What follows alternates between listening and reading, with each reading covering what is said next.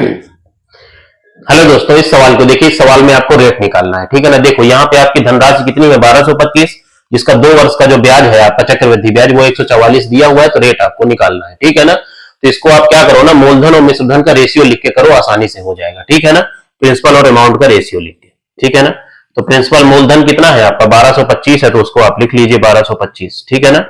और मिश्रधन क्या होगा, जब हम मूलधन में ब्याज ऐड कर देंगे तो इसमें आप 144 आप ऐड कर दीजिए, तो कितना हो गया 5 4 9 4 2 6 2 1 3 और 1 आपका 1369 आपका आया, ठीक है ना। अब देखो, कभी भी आपको रेट निकालना हो तो 1 साल का रेशियो चाहिए होता है, और ये आपका 2 साल का रेशियो है, तो हमें अंडर रूट लेना पड़ेगा, ठीक है ना।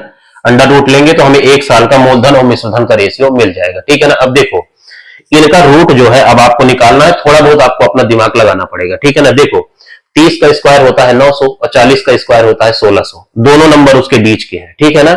अब देखो इसमें आपका लास्ट में क्या है, आपका 5 है, तो 5 के ही स्क्वायर में आपका 5 आता है, ठीक है ना। तो ये तो आपका 35 का स्क्वायर है, तो इससे आपका 35 बाहर आएगा, ठीक है ना।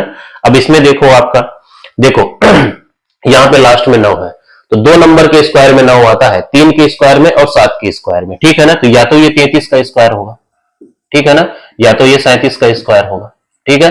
अब देखो थोड़ा सा दिमाग लगाओ, अगर 33 का स्क्वायर होगा तो ये नंबर आपका 3 से कटना चाहिए, क्योंकि 33 3 से कटता है। 3 का डिविजिबिलिटी क्या होता है, अंकों का योग 3 से कटना चाहिए, ठीक है ना। तो जोड़ो कितना हो गया, 9 6 15 3 18 और 1 19, देखो 3 से नहीं कट रहा है ना, तो ये 33 का स्क्वायर नहीं, ये 37 का स्क्वायर है, तो यहां से क्या बाहर आएगा, 37 बाहर आएगा, ठीक है ना।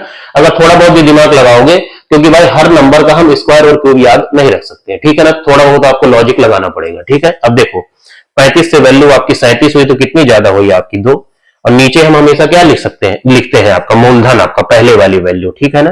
तो कितना हो गया 35 और गुणे में आपका 100, यही आपका रेट होगा। तो कितना हो गया 5 7 35 और ये 20 बार में, तो ये कितना हो गया 40 बटे में आपका 7% आएगा, ठीक है ना। इसको फिर से अगर सॉल्व करिए तो कितना हो गया 7 5 35, 5 सही 5 बटे 7% आपका आंसर हो जाएगा, ठीक है ना। तो जो रेट आएगा वो 5 सही 5 बटे 7% आपका रेट आएगा, ठीक है।